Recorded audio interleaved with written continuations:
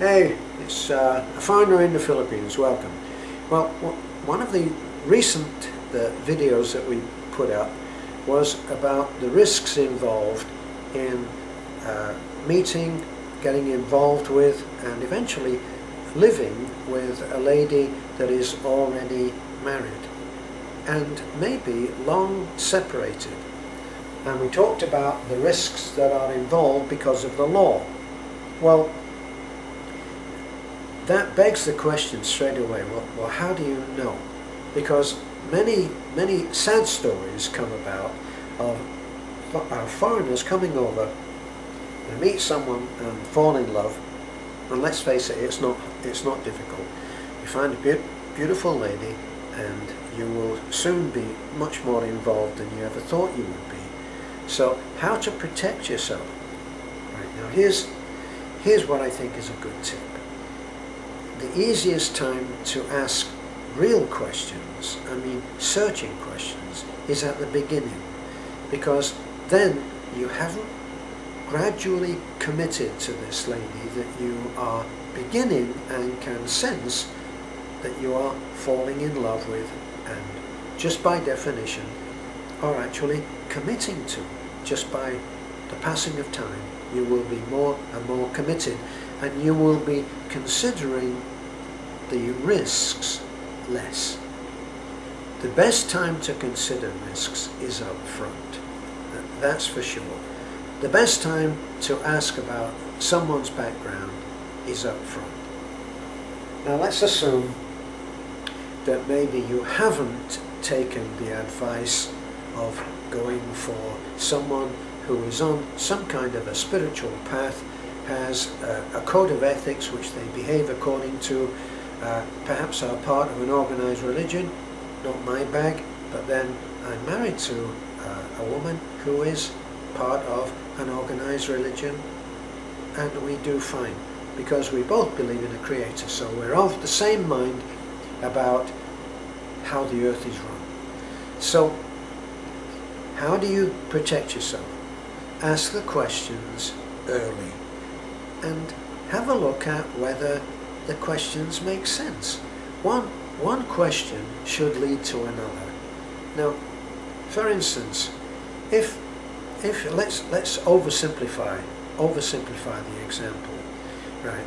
If supposing you were talking to a man who claimed that he was a very high earner, let's say that this man's got a lot of money, according to him, and then you become friends with him, you never quite see where he lives, and you never quite learn too much about how he works, what he does.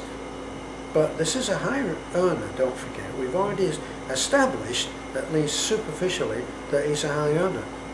And how does he live? Well, he's not too smartly dressed, and then you find that if you decide to go out and eat, he's more interested in going to McDonald's, not because he likes McDonald's, but because it's cheaper. Guys who are earning a lot of money do not think McDonald's. They think good restaurant. They think good food.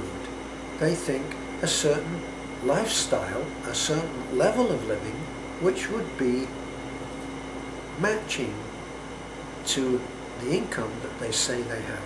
So very quickly, if you were paying attention, you'd quickly find out that this guy that has professed to be one thing is quite another. The same applies when you're talking about a lady that you intend to spend the rest of your life with. Now, there's nothing worse than finding out that something was not true. Now, I'm not going into how the magnitude of this will affect you. It could be anything. If you find out that something that was said or claimed is not true, this begs another question. Is this the first lie, or is it just the one that you found out about? That's a no man's land that you do not want to be in. It will not be a happy situation. So look at many things. you've really got to be paying attention. If you have even the slightest suspicion that something is not quite so, toughen up and demand the answers. Now here's the way that I would tend to see it. Someone who is reluctant to discuss certain aspects of their past, where they came from, who their family are, and all of this, it doesn't smell right to me. For me, things have to make sense, and I use the sense of smell as a way of discussing how you can find out. Other people call it a gut reaction, a sixth sense, an intuition. But there'll be something there if you are open to the wavelengths coming in. You will find that the truth will reveal itself. Now, toughen up in the beginning, ask the right questions, be aware of your surroundings, and that includes anybody that comes into your zone of influence.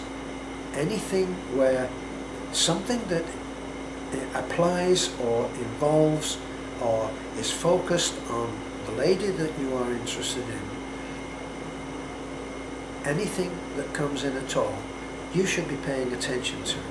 And you should be a little suspicious, if not totally suspicious. But then, if you get to that point of being totally suspicious, you shouldn't be in there anyway, okay? So, you look at what's happening around you. Look at the people around you. Now, if you're a straight up kind of person, I don't know, let's say that you've already established that you are God-fearing, a Christian, born again or otherwise, Roman Catholic, Protestant, whatever, but you're part of a church at your home. Try to imagine that person being in your church and your surroundings, and what your friends, visualize this, what your friends would be thinking if they saw this lady. And what you don't want is a retro look later where you have come tumbling down like the walls of Jericho, and they're all saying, yeah, well, I could smell that a mile off. So, be aware, ask the right questions, and then look at the answers. Are they congruent? Do they match up everything around you? Do they match up the way that she seems to be living? Look at her clothes. Look at her home. Look at whether she takes you to see her parents. These are all important questions. Now, this video is just on trying to get you to be aware of anything being not quite right. Now, it's a whole other video to talk about what you do when you decide that you've found out the truth. So, for now, this is a foreigner in the Philippines. Thanks for looking in. More on this subject later.